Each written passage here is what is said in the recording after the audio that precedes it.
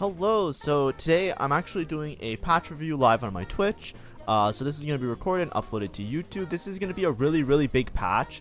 It's going to be patch 14.18. These are the slides that Mortdog prepared. I'm watching on his Twitch stream just because I want to get it out as early as possible, and it wasn't uploaded onto YouTube or any other site yet.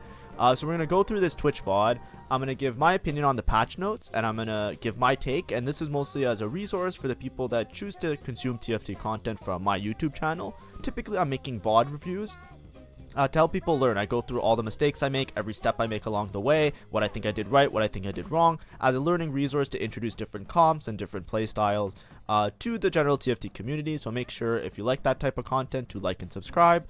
And on occasion I'll do off content like this, where I'll either look and react to stuff, or I'll do guides or particular stuff like that. A lot of the guides I was going to make have actually been postponed because of this patch. If you don't know, this patch is going to change a lot in the game, and there's been a lot of hints to it. Some things that I think I like, some things I don't know if I like. And we're actually going to see, we're going to go through these patch notes, and I'm going to give my take on everything. Obviously, this is from Mortdog's Twitch channel, so I'll de-full screen for a second so you guys can see all the information. But make sure to like and subscribe to Mortdog's YouTube, as well as to go to his Twitch channel and give him the follows that he deserves for being such a great content creator, as well as dev for TFT. Doing both is very great, and I'm happy that he exists in this community as such. But anyways, let's just go straight into it. I can't skip ahead very well, so we're going to try our best. Okay, so this is the main system mechanic changes. So they're adding something that's called a frying pan. So originally my idea behind frying pan, basically what frying pan is that it's like a spatula, except it makes it so that you can make uncraftable emblems. They're also changing some of the other stuff, like you can now make a spat with this as like a tactician's cape, which gives you +1 team size, but also like gives you extra gold. Tactician's crown now gives you extra gold as well, which is like, you know, something to make it a little bit more spicy, I guess. And then tactician's shield is basically like, you know, combining two frying pans, similar to how you combine two spatulas. Now, I don't necessarily like frying pan because I felt like TFT a lot of the time is balanced around the fact that these emblems being uncraftable are uncraftable. A good example I can tell you is how in some sets, like I remember in set 10, something that was happening a lot was there were certain spatulas that were really difficult, really strong, and other ones that weren't so strong. And the way that the TFT balances sometimes is changing traits to being craftable versus uncraftable. That's just the way that I look at the game. Of course, if they make everything balanced such that the uncraftables are equally as forgeable as craftables, like when I'm saying craftable, I mean the previous emblems you could have made and the now emblems like this that you can make, that's fine. I think that it has the potential to be great, but at a glance, I don't particularly like it. But the main reason I don't like it isn't necessarily that. That's all fine. I'm sure eventually the TFT team will find a way to balance stuff such that it is fun and enjoyable, because that is the game of TFT. What I hate is that this introduces 2 more portals, right? I hate, out of everything in the world, the portals that I hate the most, I think one of the ones that I hate the most is the one that starts you with a spatula. Like that, like the portal is like when you first start the game and you get dropped into it. I feel like it is so miserable to just hard force something around 2-1, and that is my biggest quarrel with the previous patch. If you know me, I did not enjoy the previous patch. Some people loved it, some people think it's great. I hated it. I felt like majority of the game-winning comps or the good comps you had to force on 2-1, and there wasn't a lot of flex play. You had to really lock in a decision in 2-1, latest like 3-1, or else you were going to be really far behind on everything and then probably just go bot 4. I hate it when you have stuff like this where it forces you in a direction very early, and I would prefer not to play in that way. So that's just me, but we'll see how it works out. And obviously this could be one of the greatest additions ever, it can be one of the worst, it can be whatever. I'm totally okay with it, and I'm totally excited and happy for everybody to try it out, right? Other system changes, so we're gonna skip ahead a little bit. So now item removers. This one's actually one that I actually really like. So basically, you gain an item remover from the first loot orb dropped every PvE round if you don't already have an item remover. So they also lowered the drop rate of natural item removers. So this is outside of the charms. We'll see if they adjust the charms based on this, but I think it's actually really good. I very much enjoy having a remover. If you don't know, a remover basically removes the items off of your unit so you can put them on a different unit. I think that it's amazing to have a remover, and I always opt for having a remover when I can, because having a remover allows you to play very flexibly. A lot of times you're really scared to slam items, you're really scared to put items on certain units, because especially if you have like an early game carry, if that's something that might be on your final board, then you're kind of scared to itemize that unit. Think of a Zoe if you're playing towards Rise. You might be scared to put items on a Zoe, because then if you don't have a remover, you'll have to sell the Zoe in order to put the items on Rise later, if you're angling towards Rise. That's like a very niche example, but there's many examples like that. I like having more inflation of having, like, I like the inflation of removers, or the abundance of removers, and that has been one of the most fun aspects of this set in particular, because it's very easy to find a remover with the charm. It allows me to, it incentivizes me to slam items very early to preserve HP, and it makes it very fun. So I actually love this change. I think even if the rest of the patch is really bad, and I bitch about it, I will say that this is one of the greatest changes ever, and it makes me so happy that it makes me actually very excited for the upcoming patch. It's a small change. It's just something that's so really nice, and I actually really love the TFT team for even coming up with that idea to do it. It's very great. Shop odds. So I like this as well. They're decreasing the level 6. On level 8, they're decreasing the shop odds for 2 costs, and they're putting that towards 4 costs, just to make it a little bit easier to find 4 costs. I've had so many miserable 4 cost roll downs, and I think it's a step in the right direction. I felt like there was unless you had the greatest spot ever and like 100 gold or some shit, like I felt like in the last patch the most frustrating experience for me was always doing a level 8 roll down, not hitting even 1 copy of a unit that I was looking for, and just like even uncontested, and then just going bot 4 because I get just hoed by the game. Increasing the odds by even a little bit. 2% doesn't seem like a lot, like 20 to 22. It doesn't seem like that much, but in previous patches, when they do small adjustments like this to shop odds, it does make a noticeable difference overall across many games. So I definitely like the change. I don't think it's too much. I don't think it's too overbearing, and I think it's very great. So that's nice for me. 4-star champions. So this is something that's very specific. Champions can be upgraded to 4-star if you have 3 3-star copies. This is something that's very specific to Pandora's bench. I think it's called Worth the Wait. Worth the Wait. So Worth the Wait is the one where it drops you multiple copies of a 1 cost for every single turn from now until the end of the game.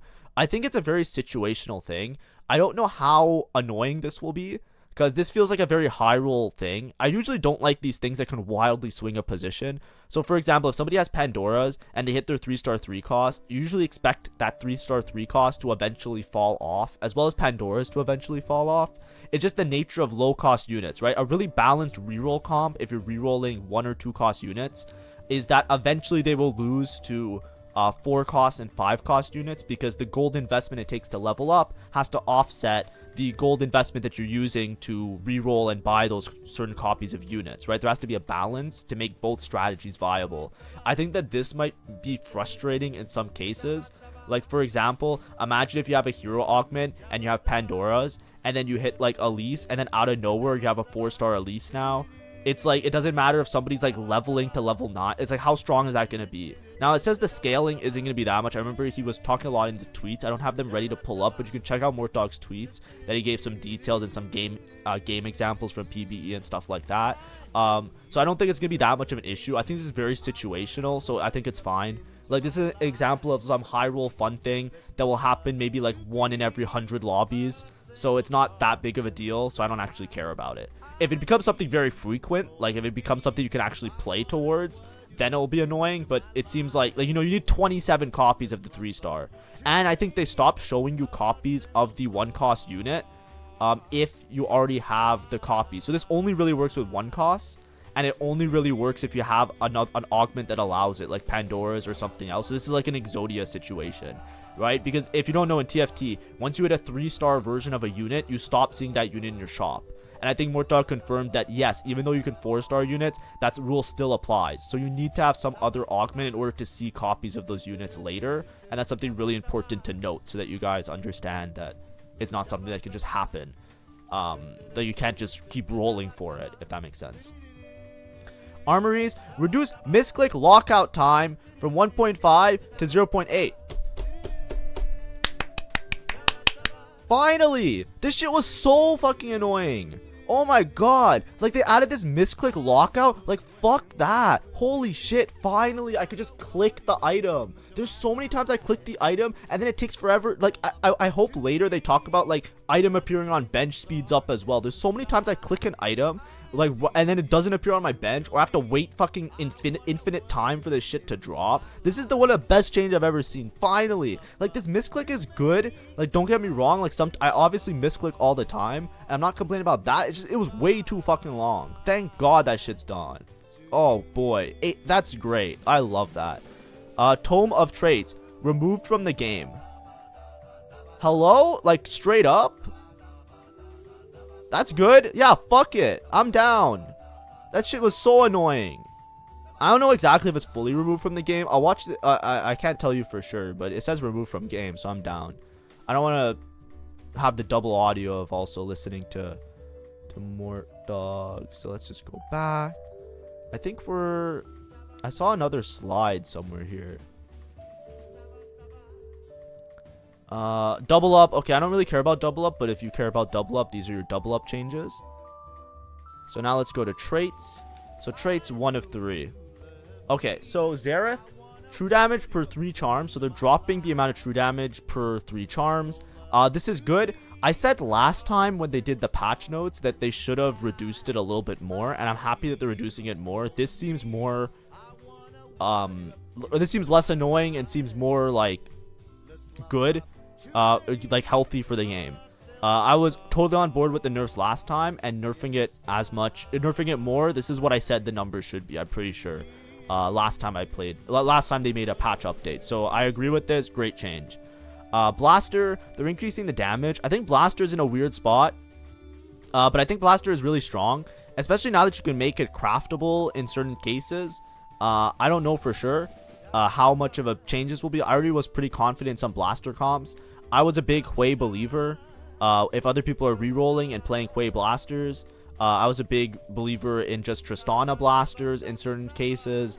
I think that Blasters might be something to watch out for, especially like the 4 Vanguard 4 Blaster variation, the 3 Frost 2 Preserver variation. There's a lot of different ways to play around Hwei, and but we'll have to see. I think they're also reworking Ezreal, so this might be an actual massive change. The biggest problem with Blaster was Ezreal, because Ezreal was super inconsistent. There's all sorts of weird comps that people tried to make, and I don't care what YouTube audience you come from, that if you watch some other person's YouTube channel or whatever, I'm not trying to start beef, but I'm just telling you, like, there's so many people that were talking about frontline Ezreal, and I'm gonna tell you, in my experience, like, you know, I'm like around Masters level. I'm like top 1%ish. Like, you know, obviously I'm not as good as some of those people. I'm not as bad as some of those people. That was full bullshit. Like, the frontline Ezreal tech, it was so situational, and it barely ever worked.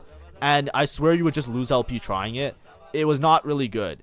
But that was the only way to make Ezreal somewhat consistent, because if you made him with just backline items, he just fucking griefed half the time. Like, he would just jump the enemy line, just die, or he just would whiff, or it was just miserable. So we'll see the Ezreal changes later.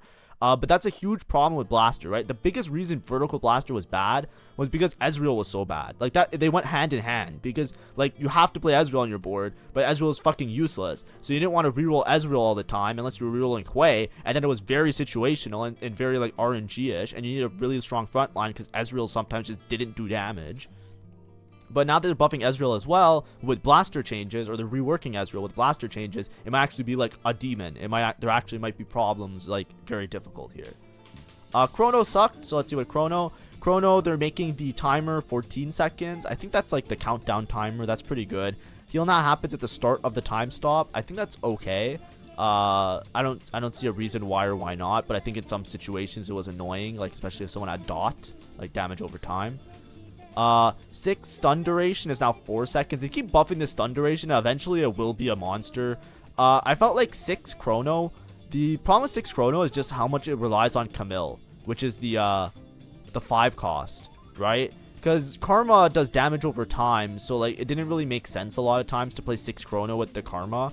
And if you're playing 6 Chrono, you don't have enough room to make a board that supports the Karma very well. So a lot of times you wanted Camille to kind of go around and maybe like one-shot or kill something, and having that 4 seconds gives Camille enough time to like reset her like hexagon thing that she does, that she attacks. So we'll see. They're making the AS a little bit less, and they're making the AP more. That seems good to me. I felt like the AS was kind of meaningless at that point. We'll see if 6 Chrono is actually good. Maybe if there's Camille changes as well, it will be really strong. 3-piece, 5-piece, and 4-piece. So I don't know if this is the Eldritch Beast or if it's just the stuff, but they're just increasing the base stats, and then they're increasing the stats on stage 4+. So they're giving it like a little bit of a scaling similar to golems. If you don't know, like, you know, when golems or target dummies, they evolve after a certain amount of stages. So they're doing the same thing with Eldritch. I think that's a good change. I think vertical Eldritch used to be really strong, but it was carried by a lot of the broken units, namely like you know, Syndra. But then like eventually when everything got nerfed and sorted out, they got like School Mascot got really nerfed, Syndra got really nerfed, just axing that whole line because it was such a problem that I felt like Eldritch didn't really have a good spot right now, that it is very useless to play. Even as like an early game into late game board, it was just like lame, like the 3-piece to 5-piece as they're saying. So I think that those are all good changes. This is a huge change, by the way. Fairy now is going to be from a 2 trait to a 3 trait. One of the biggest benefits of Fairy was the fact that it was a 2 trait because you got a free crown, right? It's just good for item economy. It gave you a free item to put on a unit. Early game Tristana as an item holder was really strong because of that. Kog'Maw reroll with Tristana was really strong about that. Changes like these are the reason that I didn't make a reroll guide, by the way. The reroll guide got delayed so much for me because of stuff like this. If they're changing around traits like this, you can fundamentally change how everything works. But the 3 trait, in return, they're making the 3 trait being a little bit stronger. I think they're buffing it in like a way. I felt like Fairy was in a good spot, so I'm kind of scared. It's hard to tell exactly how it will work out because 3 Fairy is a little bit awkward to play. The Fairy units don't synergize really well with each other, so increasing the trait number on all of them actually is like a big enough nerf that these buffs might not be an issue. I think if you look at the buffs in isolation, you're like, they're buffing Fairy. Fairy is so fucking strong. I've had so many people beat my ass with Fairy and a Fairy +1 and a Royal Guard and all of this shit. But it's really hard to tell because increasing the trait number is so big because so many of those board breakpoints fit very perfectly with like a Fairy +1. And if you don't have a Fairy spat, fitting in 5 Fairy and 7 Fairy, it's like you gotta hit like what, like all of them, and they have like 0 cohesion with synergies with each other. It's not that great, so you're probably only gonna be playing 5, and then you need a crown as well.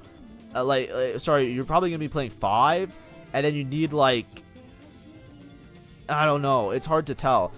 In return though, they are making the 5 trait give you the crown, give you the armor. So you know how there's the Fairy crown, the Fairy armor. So they're making it that, and then 7, they're making it that you get 2 crowns.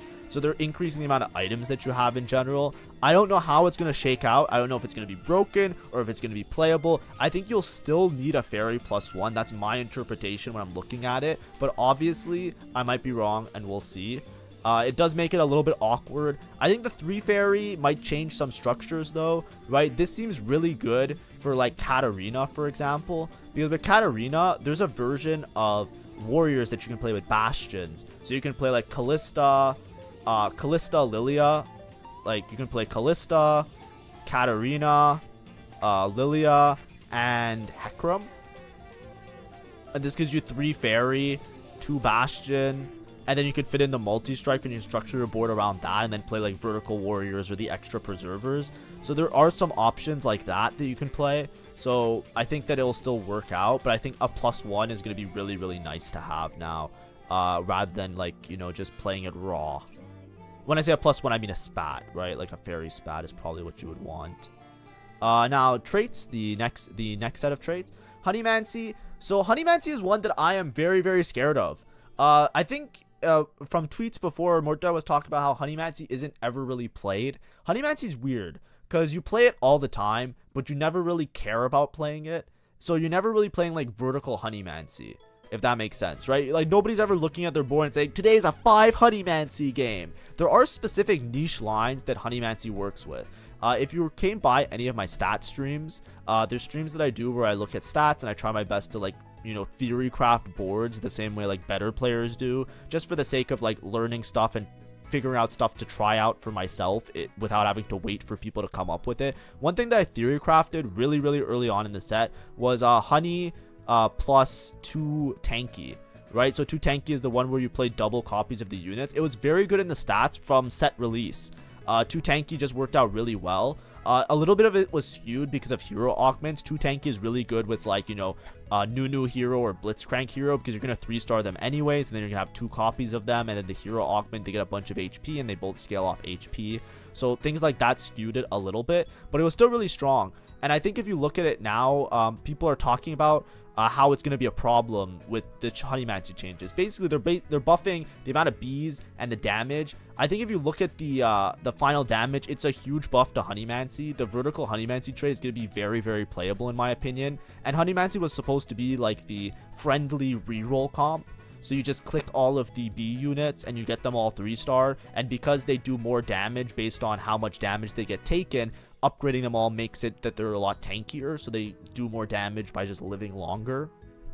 So that it was supposed to be geared towards being like this beginner friendly reroll comp.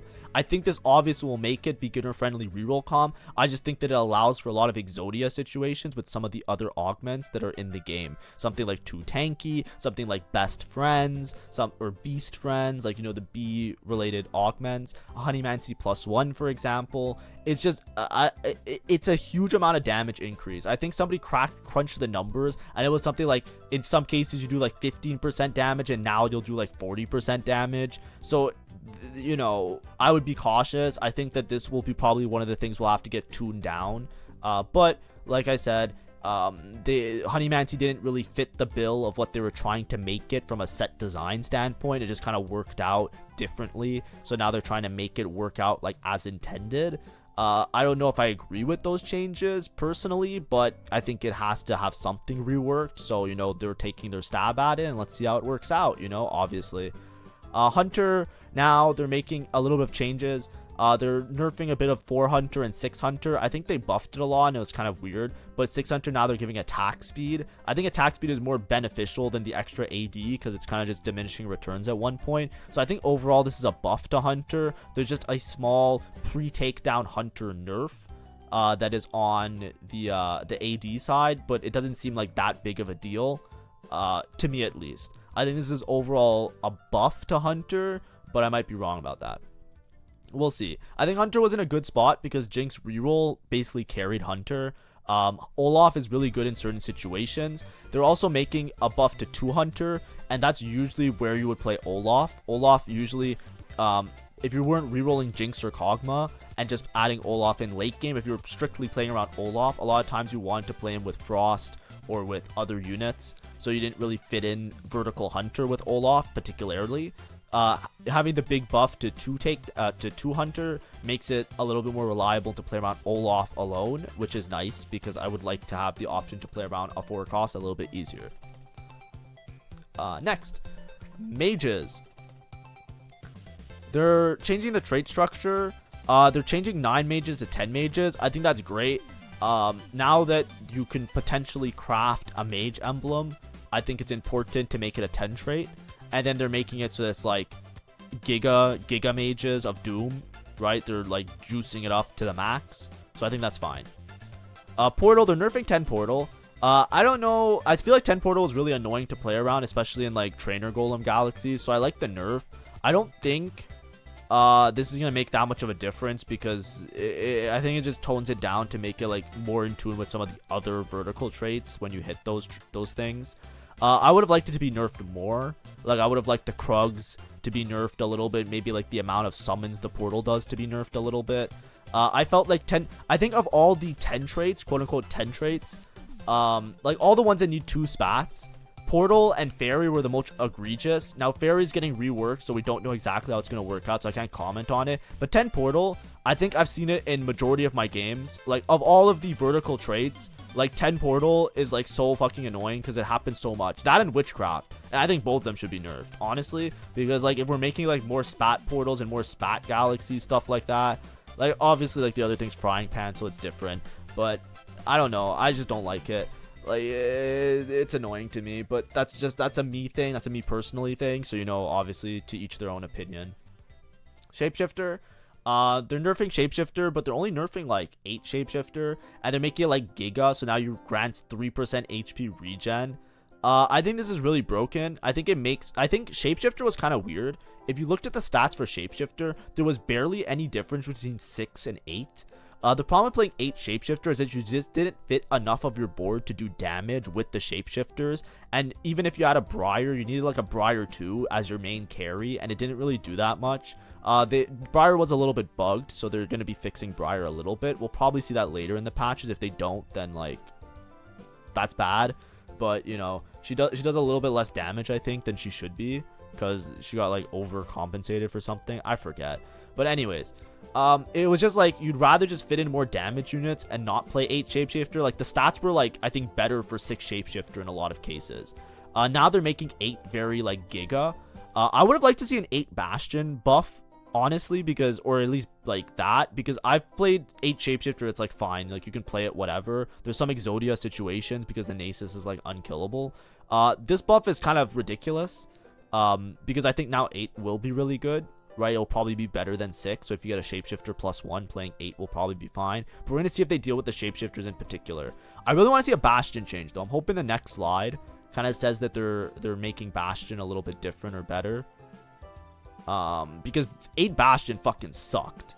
Like, it fucking blows. Every time I played 8 Bastion multiple times, because it just worked out like that for me, and every single time I went bot 4. Like, it was just so, like, it sounds like it's good on paper that, like, oh, you know, until your Bastions die, your backline unit can't be damaged. It's like, yeah, but guess what? If you're playing 8 Bastion, you're gonna have a bunch of shit on your board, so they're gonna die anyway. So it's like, it doesn't really matter. It's like completely irrelevant, the 8 Bastion buff.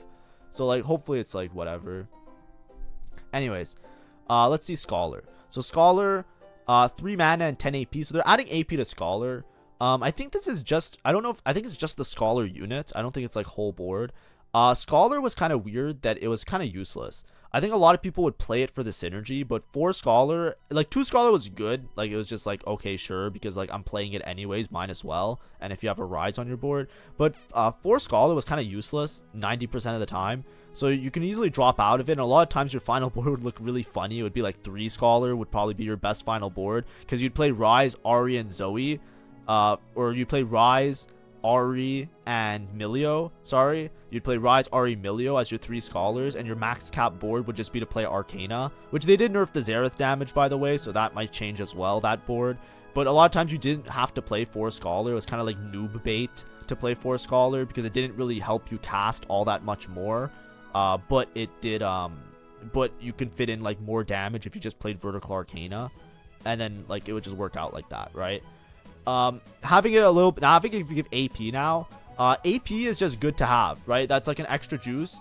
So you're getting a little bit less mana, which the mana wasn't that important. I think now 4 Scholar might be like more of a must-have than a not-have, right? Because the 15 AP, it's substantial. It's not like nothing. It's also not like game-breaking. But it's something. It gives you an incentive. Now, from 2 Scholar to 5 Scholar, it's only 5 AP difference. So, you know, maybe we just don't play 4 Scholar anyways, and it doesn't matter. But, like, once you start to stack Vertical, and it might start to matter. Especially 6 when you get the extra healing. That seems pretty substantial, right? Because if you're playing 6 Scholar, you probably have an emblem, and then you can emblem the frontline unit. So then you'll have a unit like, for example, Tom Kent, who gains a bunch of mana, starts casting a bunch, and then also heals. And then, like, your backline heals so that your whole board's really tanky.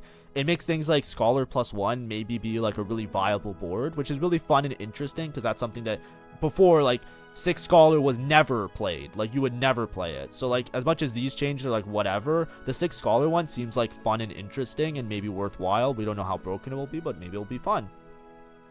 Sugarcraft is giving more HP, so it's not that much, but 6 Sugarcraft, or wait, why is it 2, 4, 6? Is there 8 Sugarcraft now? Am I crazy? Are they making like 8 Sugarcraft?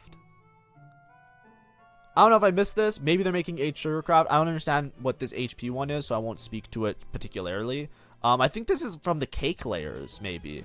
Is it not from the cake layers? I don't know why there's 4 sections here. That's just my bad. Maybe they mislabeled Sugarcraft and it's something else that they're talking about.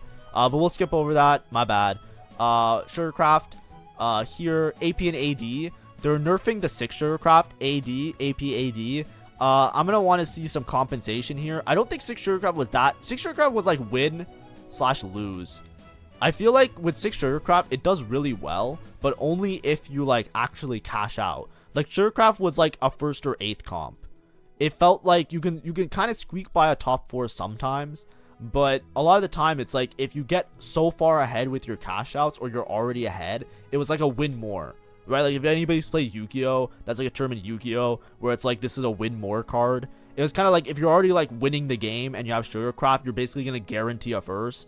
Actually, that's not exactly what it means in Yu-Gi-Oh, by the way. Don't quote me. I don't want the Yu-Gi-Oh frogs to get angry at me. Forget that I said that. But anyways, when you're playing around 6 Sugarcraft, I feel like you're just playing for either 1st or you have a good chance of going bot 4 if you miss on your units. Like if you don't find Gwen upgrade, Fiora upgrade, Olaf upgrade, Jinx 3, like you need to find something to be super stable to get the cash outs. And if you don't make it to like at least the like if you make it to the Radiant item cash out, you win the game.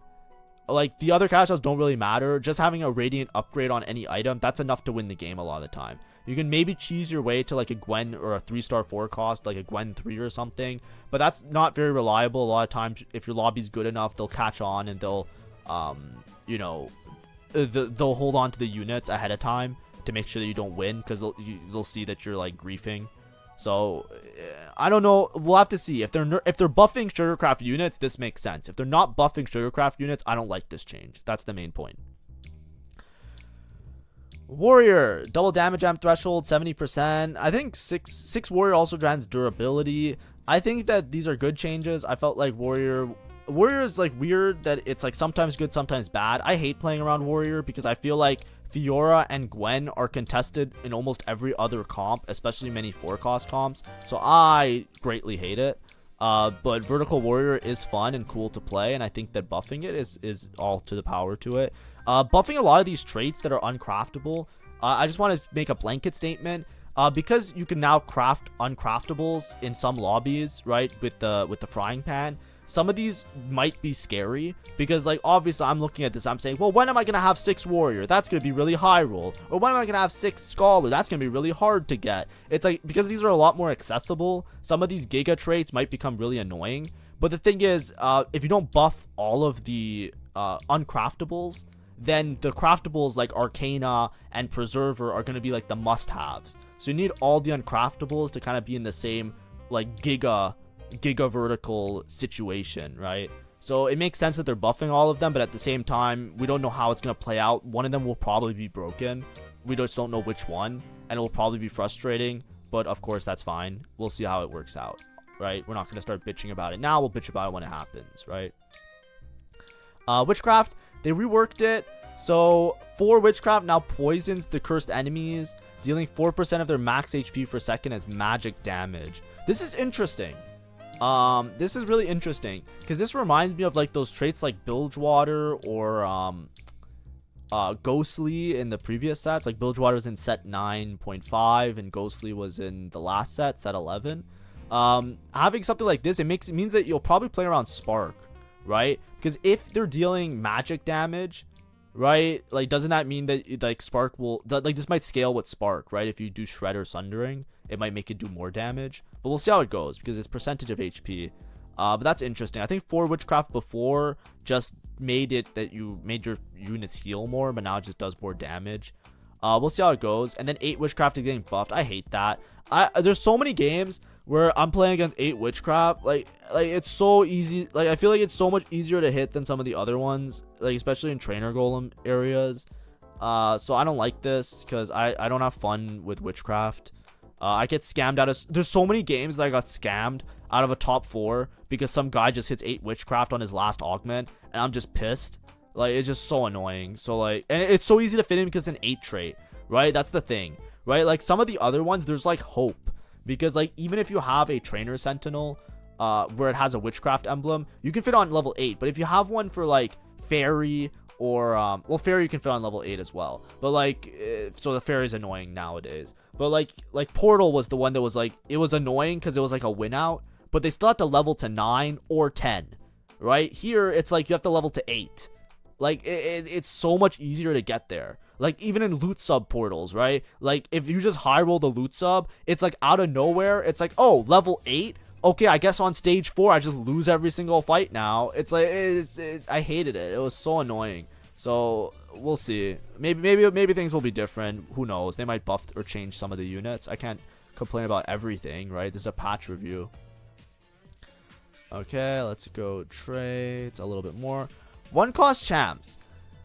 Now, this is the change that I don't like, but we'll read it through and we'll see. Maybe I'm wrong. So champs, one cost 30. So mana nerf to Ashe. Then Ashe is getting reworked. For the rest of combat, Ashe fires an additional arrow at nearby enemy that deals 30% AD and AP, and this affects stacks. Lovely. Fixed about where Ashe would shoot more arrows at secondary targets than primary targets. There's more arrows than targets. Ashe no longer queues up subsequent arrows. Fire fixed duration. I don't know if this is why Ashe was doing so much damage. To me, this seems like a buff, right? I think they're trying to make it like power fantasy Ashe a little bit. I don't know exactly what they're trying to work with here. I felt like Ashe was fine, but I think now what they're trying to make it is that as soon as Ashe casts, she kind of goes into like Ashe Giga mode. And then like every subsequent cast, she's just like firing more arrows and she kind of like rampantly scales into the late game. I don't like that because I felt like Ashe was already really fucking annoying. I hate one cost rerolls, by the way. This is from a perspective of me as a player hating one cost rerolls. So if you enjoy one cost rerolls, by all means, have a different opinion, enjoy the game, be happy. That's fine. I have no quarrels with you personally. I just hate it. Because like this Ashe unit, like I would literally roll down on level 8. There was a game that I rolled down on level 8. I had Morgana 2, Fiora 2, Gwen 2. My Fiora items were trash, so obviously it's my fault, but you know, I tried my best. My items didn't work out. I got dropped a bunch of shit items, but you know, of course, like I'm still gonna bitch about it.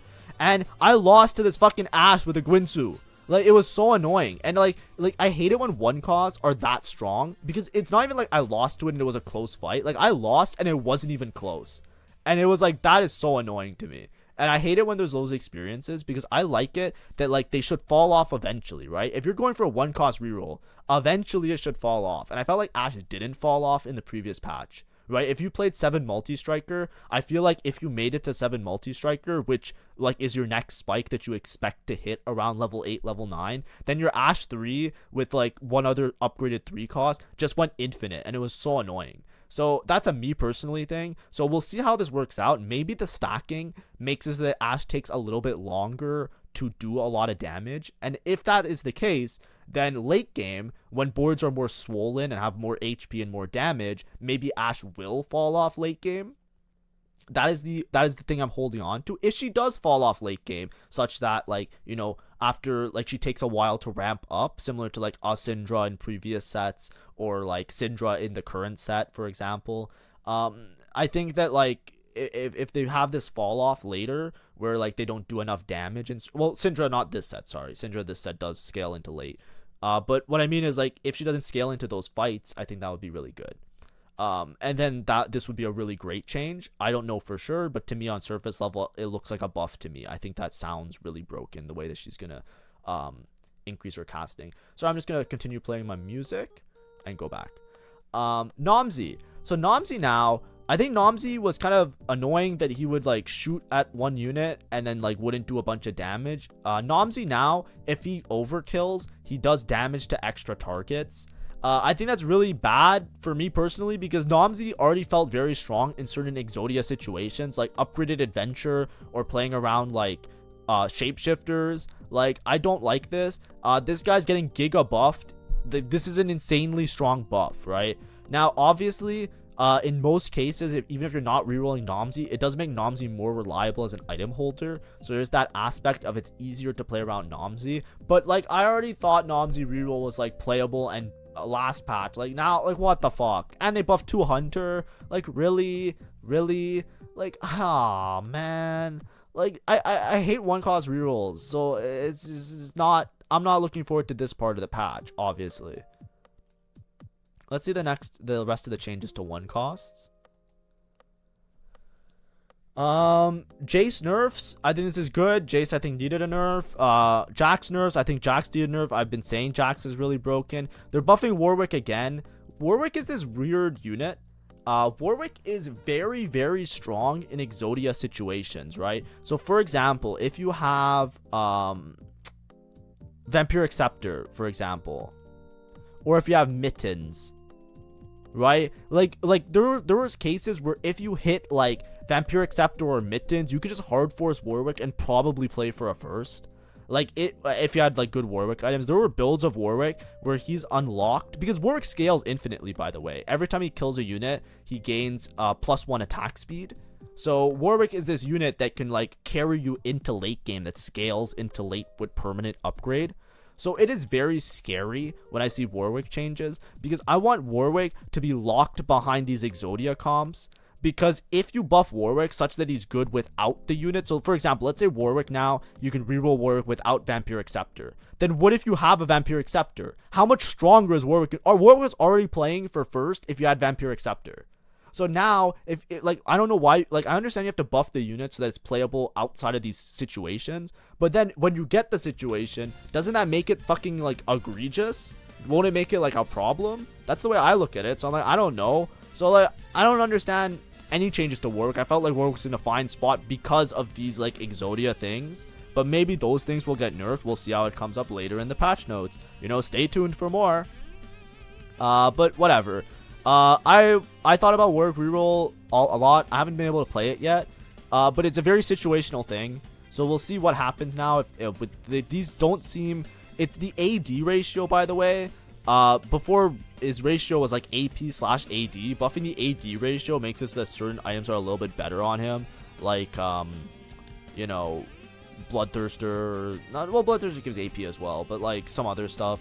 So we'll see exactly how it works out. But of course, I'm always cautious about buffing one cost. I like to see these numbers on one cost, me personally. Twitching out angle his shot slightly to hit more targets, so long as his target will still be hit. Twitch whiffed a lot. Twitch was really bad at distributing damage. I think this is fine. I don't know about these bugs, so we'll see. Now sunders before dealing damage. I didn't know he sundered before, but we'll see. But anyways, I think Twitch was in a weird spot, but like I said, there's this Twitch Nomsy reroll line that is scary, so seeing them both getting buffed, right? Like, this doesn't sound like it's this doesn't sound like a big change, but making consistent damage on units time and time again in TFT, you can look at many patch notes over many patches. Whenever you make a unit more consistent at hitting targets and doing damage, they a lot of time go instantly from like F tier to S tier. Like, those changes are so substantial, so it's very scary to see these things. Twitch was bad, so yeah, it needs to get fixed a little bit, but with Nomsy changes and like general changes to the set, it's like, you know, let's be cautious here. You know, I want to see upgraded adventure nerfs as well coming up in this patch note. You know, like, I need some compensation here so that I don't lose my mind. Let's go to 2 cost now. 2 cost. So now Ari is getting completely reworked. So let's read through this. I saw notes of it, but I didn't actually read it. So I'm down to read it and figure this out here. So ability rework. Fire an orb at the current target that deals AP magic damage. Launch 3 Firefox at enemy near the target, each dealing true damage. That seems crazy. And gains an additional Foxfire. Interesting. This is very interesting. Orb now a single target spell and no longer deals damage to targets it passes through. The orb will now redirect to a new target if the nearest target dies mid-fight? Oh, okay. Give me a second to collect my thoughts here. This is all. I didn't think they were changing this much. Okay. I think still gonna be broken. I think this is insane. Okay, so first of all, Ari does not scale off of AP anymore passively. I don't know, or I think she still scales. Sorry, she still scales with AP passively. So having both things scale off AP, she's gonna be very strong in the same situations. Ari used to be the unit that you would try and line up to do double damage to multiple targets, right? Now instead of doing that, she will now just shoot true damage to 3 additional targets. So instead of shredding through tanks and positioning her in a weird way, now you just position her in a normal way and she will attack the target. The biggest problem with Ari, The biggest problem by far was relying on Ari. I said this time and time again, is that she whiffs all the fucking time. Right? I've played Ari reroll. Like, if you play Ari outside of like the specific setup where you're rerolling Zoe and all of those units, right? Like, besides that specific board, Ari was trash because she whiffed. You couldn't position her anywhere but the middle, and then she would be targeted first, and then if you didn't have enough front line, she would just fucking die. It was just bad. It was a very specific way to play her that unlocked her potential, and with a very specific item set. Now, she gains additional Foxfires per cast, so Vertical Scholar is going to be great. You want her to multicast because you just scale the amount of units that you're spreading damage to. And now it says that the orb redirects if the initial target dies. Now, it's not the same as like whiffing. She can still probably whiff, but this is actually an insane change because this is something like what Vigor does, right? When Vigor kills a unit, the thing that makes Vigor broken is that his bullet fucking curves and it hits another unit. So when he casts like bang bang, he goes like, oops, oh, this guy died, whoop, and it hits another unit, and that's why his damage is so consistent and strong. That's why Vigor is like a fucking demon. So this gives her the same demon-like effect, right? If a unit dies, she won't just like throw her cast away. She'll actually target the proper champ if it dies from another unit, and the bullet might curve or something like that, or she'll at least target the right unit. So this is actually a huge change, and it makes her a lot more consistent. And what did I say the previous slide? Making a unit that like usually missed shots or didn't do consistent damage do more consistent damage can bring a unit from like S tier to like from fucking F tier to triple S tier. You know what I mean? So these changes look insane. I think this makes it so that Ari now is way more flexible. Right, before, if you didn't know, when Ari was super meta, there was many different builds. There was like 4 Vanguard Ari, there was 4 Bastion Ari, there's all sorts of different ways. I expect there to be something like Vertical Trait plus Scholar Ari, and Vertical Arcana, if she still has her Arcana scaling, could be like really intense, because the AP damage that you deal as true damage, even these ones, right, like 18% as an RE2, it can make her a really strong secondary carry. Because now you don't have to worry about her being like a tank shredder, because she's not a tank shredder anymore. Because she deals damage to like extra units. This is actually a lot, right? Even if she's only 2-star, you can put items on her, and with like mid-game carry especially, I think she's going to be really, really strong.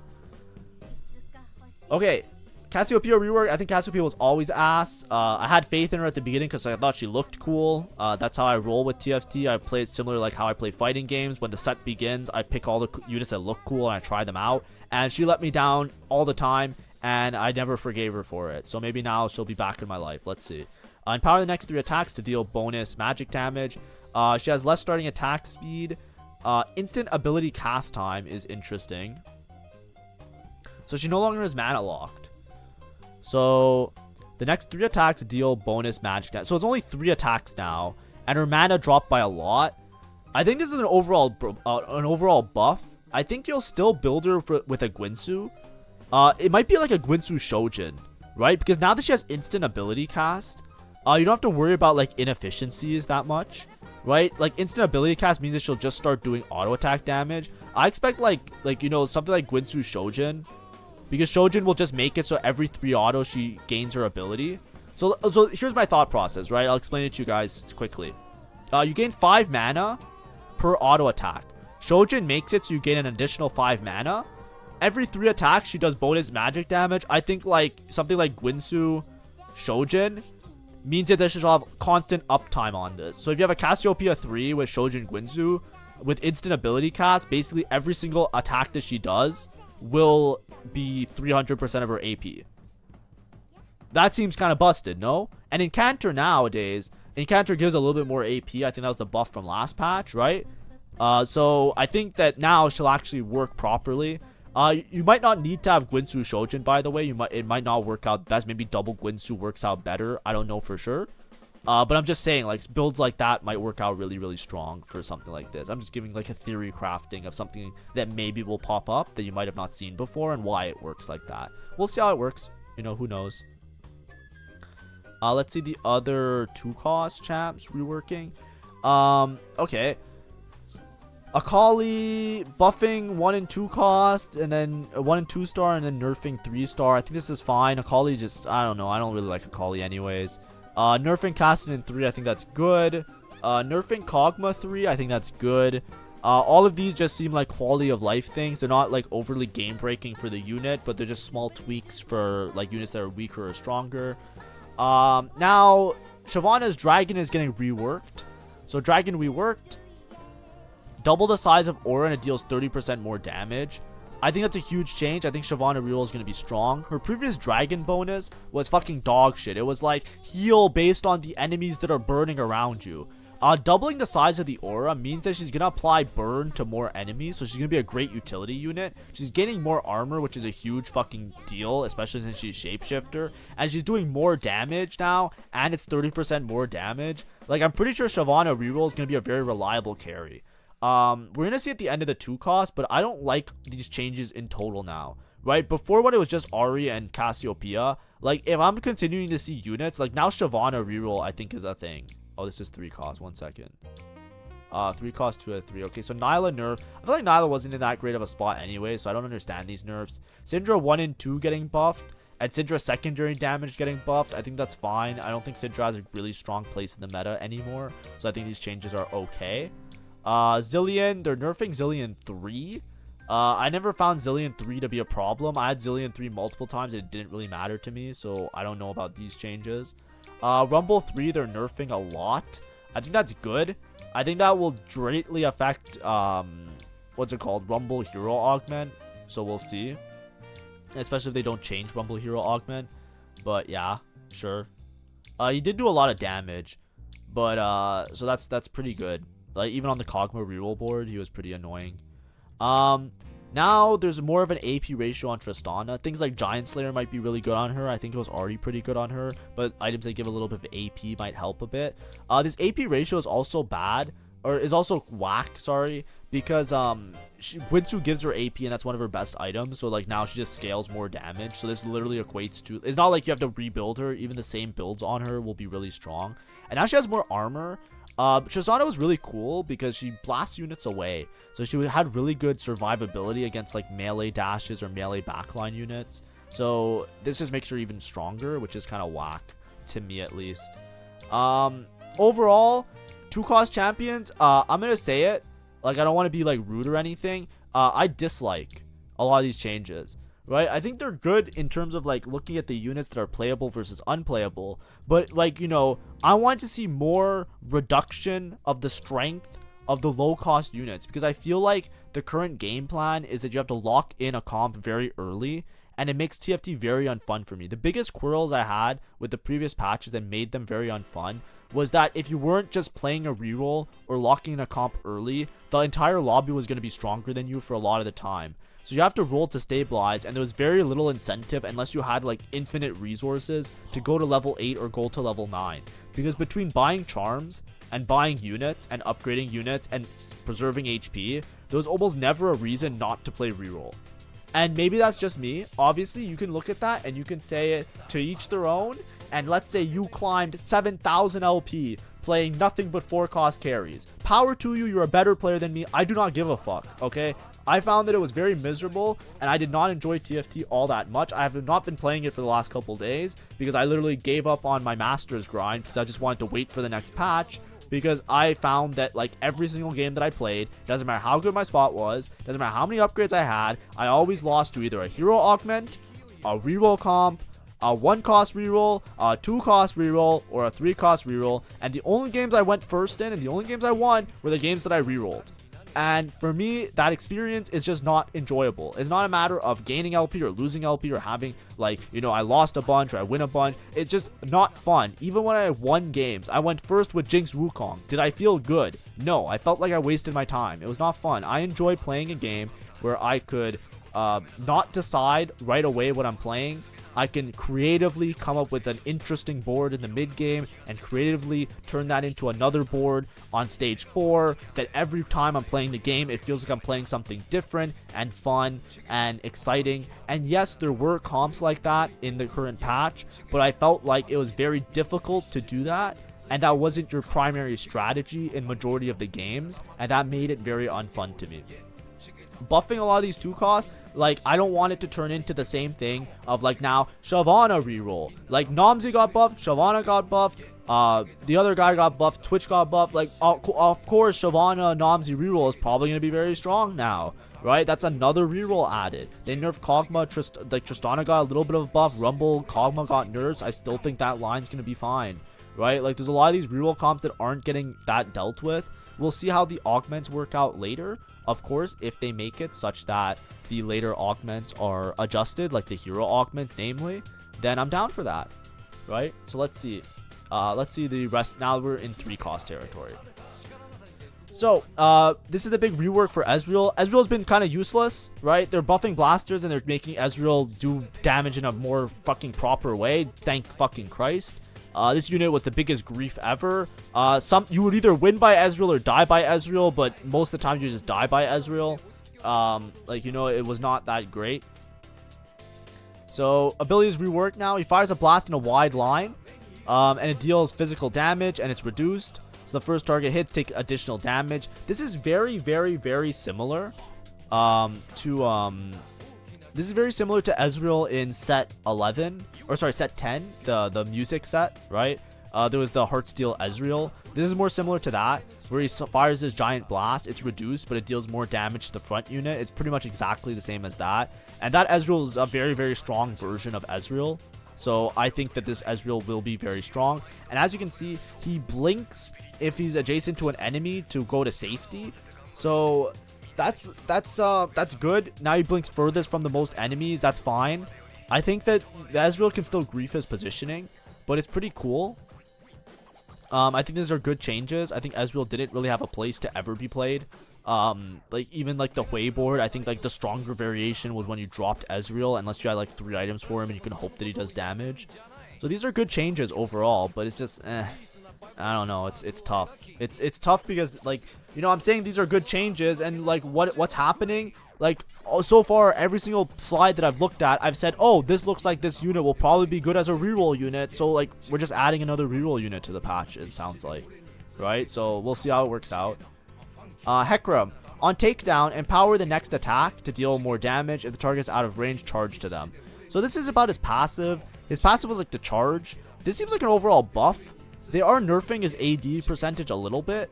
The 3-star being the primary one. I don't know if this is... I think this is an overall big buff, and Hecarim was already very strong. If you didn't know, Hecarim... I think Hecarim reroll with Unleash the Beast was the best holder of Unleash the Beast. According to stats when I looked at it like a week ago. So I tried it out. I went bot 4 just because I went bot 4 so it didn't become a YouTube video, but it was very strong, right? The lobby that I went bot 4 in was like a fucking giga lobby. It was one of those like loot sub lobbies where everybody had like a fucking vertical trait, so it was like unwinnable, right?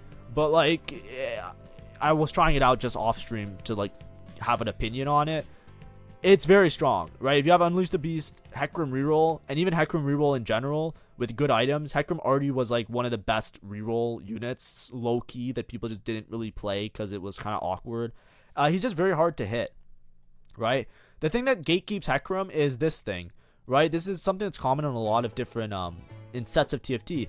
Being a 3 trait with 3 good traits makes it so that a lot of people just hold on to Hecarim. So it makes it very hard for you to reroll Hecarim. That's the way that Hecarim gets balanced, right? Arcana, most boards are going to try and cap and play Arcana. Bastion, a lot of people are using him for the Bastion frontline. And Multi-Striker, even if you're not playing vertical Multi-Striker, a lot of times if you're playing around a Camille or a Callista, which is very common, as a flex board, you hit those units, you're going to hold on to Hecarims. So, you know, it's hard to say exactly how strong Hecarim is, because that was the biggest problem with Hecarim reroll in more recent history, is just that you could never hit the fucking unit.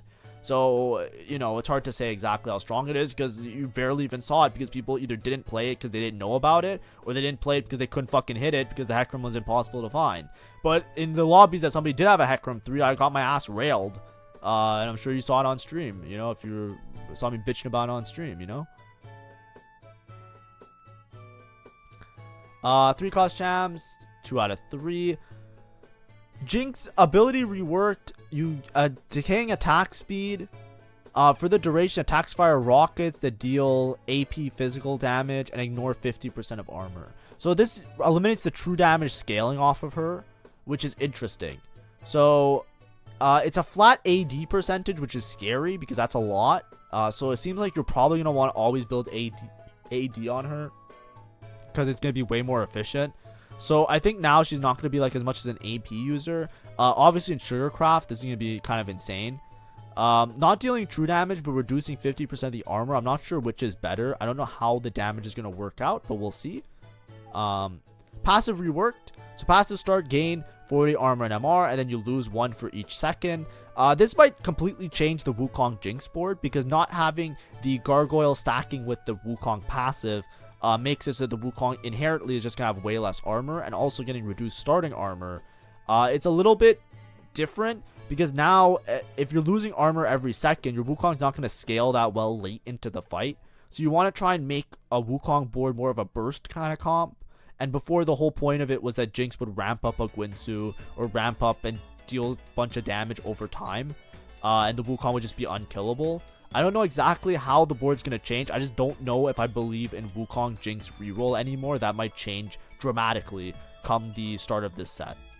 We'll see if it might. Maybe it's not. Maybe it'll be the same board, but I don't think it will. I think they'll be, based on these reworks, I think Wukong will be not as good as a solo frontline unkillable unit. I think Wukong will become very killable after a certain amount of time, and it might be very difficult to work around that. Right, starting with armor and losing it every second, you might want to build like non-armor items on Wukong in that case, right? Because if you're starting with an extra 40 armor and you already have 50 armor, instead of making gargoyles, you might want to make like damage reduction things, or things that last or scale into the fight to offset it. Something like Crown Guard, for example. Like if you drop below a certain HP, you get a bunch of AP. Things like that might help you out a little bit more than, like, you know, the typical Jinx Wukong build. Mordekaiser, the damage amp on each cast, and now he's getting more spell shield. I don't think Mordekaiser needed buffs. I feel like Mordekaiser was still a demon, so, you know, whatever. I guess that's cool. Mordekaiser gets a pass every single time because I like Mordekaiser as a unit because I think he looks cool. Not just in this. I think, like, you know, if I played League of Legends, I always say I'd probably be a top laner. I'd probably main something like Mordekaiser or Gwen, or one of those like really fucking demon-like, fucking monstrous top lane units, right? So Mordekaiser was always cool to me. You know, it reminds me of Dormammu in Marvel vs. Capcom, and I played Dormammu in Marvel vs. Capcom. You know, welcome to my realm, the quote of quotes. So, you know, he gets a pass, but I don't think he needed to get buffed. That's just me.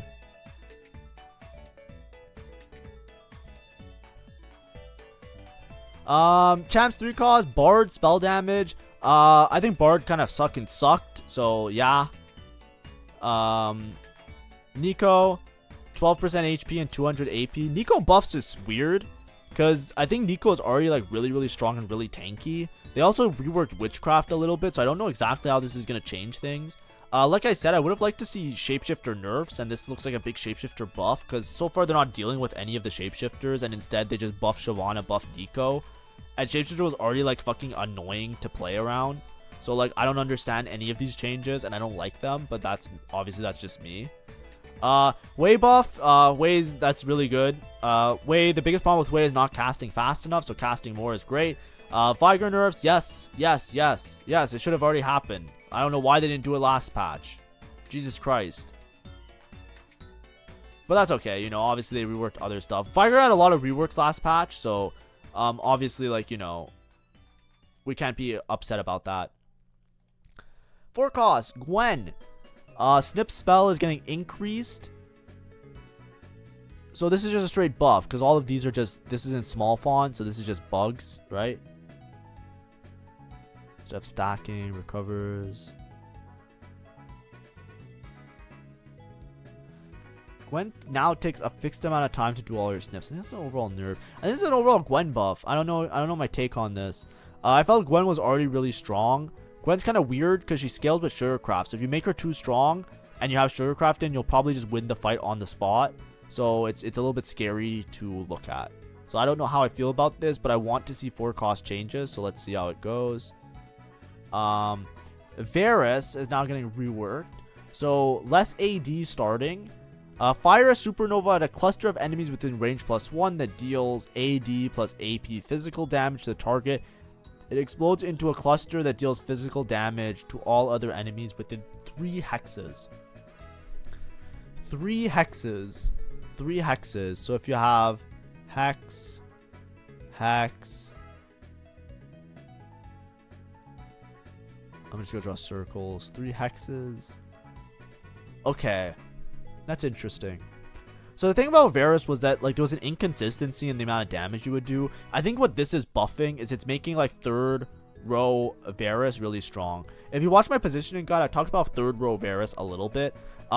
Basically, like there's some people that you would try and put Varus in the third row because this range +1, you would try and use it to snipe some of the backline enemy, right? Because now Varus is gonna always attack 3 hexes. I don't think it was like that before. You always want to attack like a second line unit. So if you're attacking the largest cluster of enemies, you want to put him probably in the, now you probably want to put him in the third row to guarantee that you're going to hit for that backline.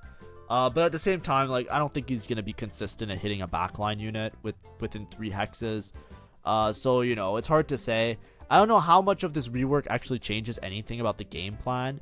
I felt like Varus' biggest problem was just the amount of time he took to cast. And basically Varus is weird because you can't buff Varus too much because Varus is like the best holder of multiple emblems, right? Like think about Frost Emblem and 5 Pyro. Not like he's very gatekept by spats, right?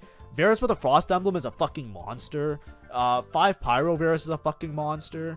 But like Varus without either spat is like the fucking most useless piece of shit ever. Right, besides like if you play like a Giga frontline that's unkillable, like 6 Shapeshifter or 8 Shapeshifter, right? Then Varus was fine because Varus had enough time to do damage. Like, you know, it would take, like he would have enough time to do the damage. But in most other cases, Varus was useless, right?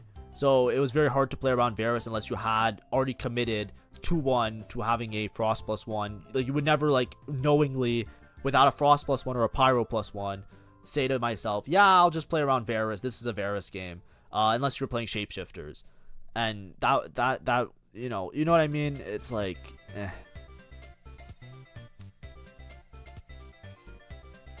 Champs 3 out of 3. Olaf buffs, so mana change and more leap damage based on AD. I think Olaf is in a weird spot that Olaf sometimes did everything and sometimes Olaf does nothing. So I don't know how these changes are gonna matter. I think they want to make so you can play around Olaf without having to play the other hunters like as a +1 to rerolls. I think that's fine, but we'll see how it works out. I'm always down for changes. This is the last slide of forecast, champs. I feel like it's gonna be another reroll patch. Like there's not enough changes here that makes me warrant thinking that I'm gonna play around forecast. Right, like Gwen maybe is broken, Olaf's maybe broken, but I think this patch is gonna be the same as the last patch in terms of the game plan, which kind of sucks, and I'm already feeling sad. Like, you know, midway through this video, I'm having like my existential crisis that I'm gonna have to fucking sit through this shit another fucking patch and hope that I can get more forecast flex eventually. Rakan changes. Rakan changes are always weird because now they just changed fairy around a whole bunch. Rakan was really good if you had like the fairy traits as well as preserver traits in, but a lot of times you never really cared about Rakan. You were just playing him for the synergies. Unless you're playing vertical fairy, then he would be like your main tank because you would get the fairy armor. Having more base shield is actually kind of crazy. This is a huge buff, by the way, because this is 2-star Varus is getting like 100 more shield. So Varus might actually be a reliable frontline unit now. So just be ready for that. Like, you know, the common conceptions of Varus might be changed. Smolder. Smolder's ability is getting reworked. Gain 50% attack speed for the next 4 attacks. The attack launch fireballs.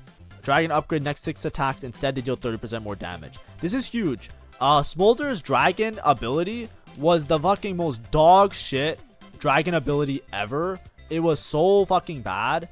It was like you never really wanted to play it. And it's the main reason why 3 dragon wasn't that playable unless you were playing Nomzi or Shyvana. So now his ability is actually insane. So this warrants now playing 3 dragon if you have Smolder in.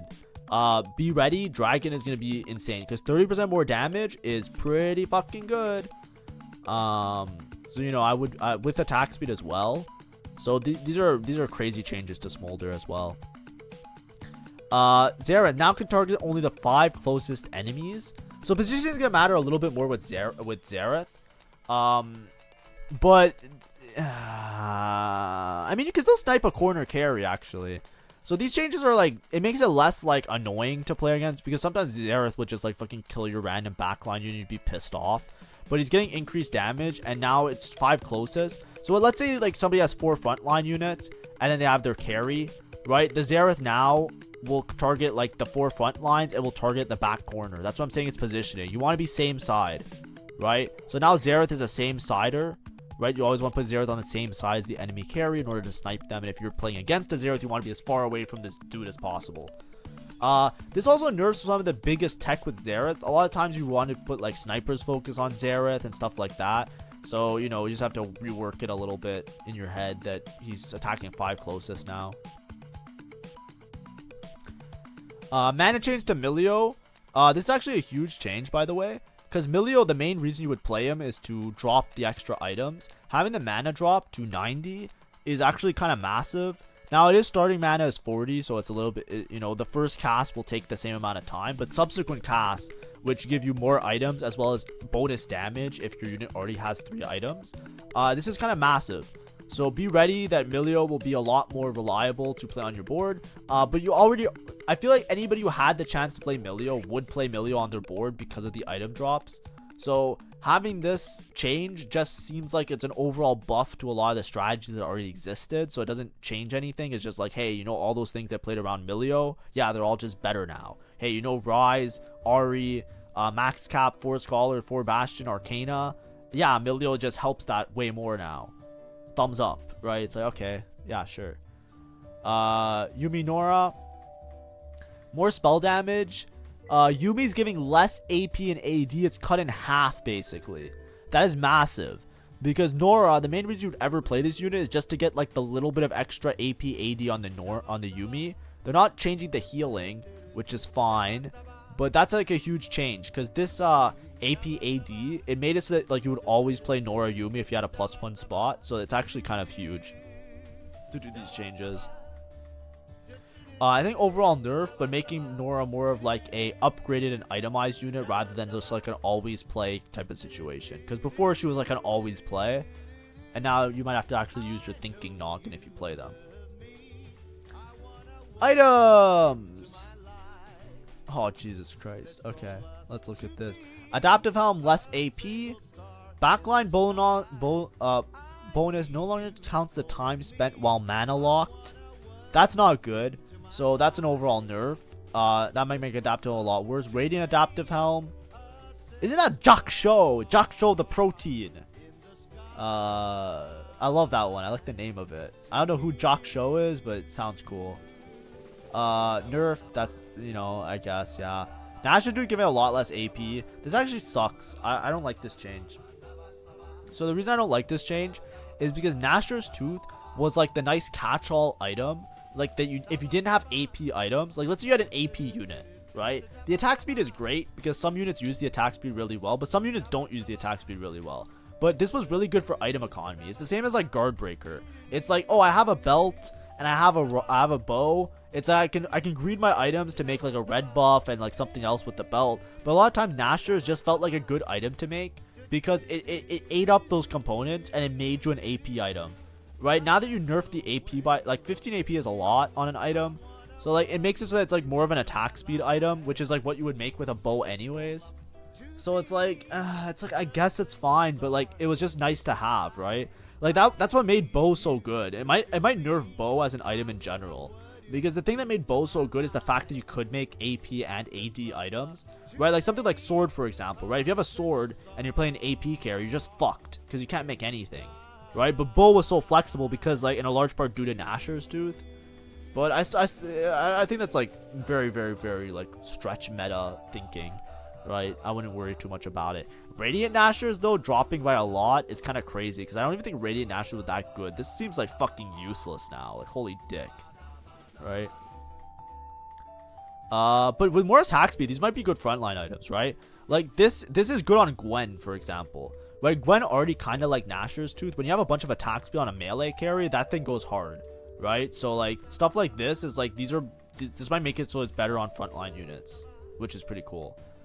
Shojin giving less AP AD. I don't even think Shojin was that good, honestly. So like I don't know. Radiant Shojin, AP and AD has dropped from 50 to 35. I don't know. That seems kind of stupid. Really big nerf to it. I don't know if it's warranted. I don't have enough experience with how much, like, Shojin you always play for mana anyways, so I guess it's still gonna have use. It's still gonna be played. This is funny. Oh wow, you guys nerfed this shit last set because fucking unbalanced Yasuo, and now we're back. Or sorry, Yone, unbalanced Yone. Anyways, this Titans used to give 2 AP per stack, and they nerfed it because like there was a bunch of units last set that were fucking annoying. And I felt like the change was so bad last set because I was like, why don't you just nerf the units, right? It was just a problem because of Volibear and Yone. And it was like, they kind of just made Titans useless because the only thing Titans was good for was the stacking. Because like the defensive stats Titans gives isn't that big, and the cash out at the end isn't that big. It's more so like it gave like a little bit of everything. Now it might be that Titans is actually like an okay item on a lot of melee carries, which is interesting and nice. There's a lot of melee carries that have a little bit of an AP ratio. Like for example, like Nyla. Nyla loves Titans even when it was nerfed. So this is a good change. Nyla got nerfed, but this is like what I mean by there's compensation. Because like that's a good change, right? That's going to be really good on Nyla, for example. Because Nyla, she needs AP for her spell shield, but she also likes defensive stats because she kind of has a lot of tankiness. Like, Nyla's really good at surviving for a really long time. So, like, Titans gives her attack speed, it gives her armor, it gives her, like, sacking armor, it gives her AP, it gives her, like, everything that she needs. So, even before these changes, it was good on her. But these are things, like, you know, that's what I mean. There's certain melee carries, if they can make use of all of the stats, really, really like Titans, right? So, that's good. It just felt like this item was kind of useless for a lot of the set, so or a lot of the time now because of how nerfed it was. So I'm glad to see the changes.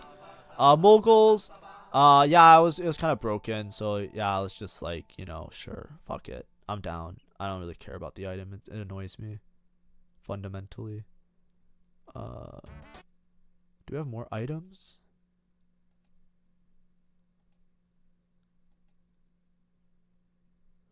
Augments new or reworked. Also, that's a bad sign. If my playlist stopped twice, that means I've been yapping for like at least an hour and a half, like, or close to an hour and a half. Because I think that shit happens every 30 minutes. Augments, new or reworked. Okay, so new. Arcane Conduit. Arcane champions deal 10% bonus damage. If they start combat holding 2 items, they gain a recommended 3rd completed item. This is busted. They just reworked Ari. What the fuck is this? Oh my god. Okay, it's banned on 2-1. Oh my god. I don't like that. I hate that. I hate that so much. I hate that. No. No. Draconic Mastery on 2-1. After 60 things, gain a Smolder. Oh, I'm gonna cry. Oh, I'm gonna cry. Oh my god. Oh my, I don't want to play anymore. Oh, fuck. Oh, I'm gonna have to play TFT now. I have to fucking rank up now. This shit's gonna be fucking ass.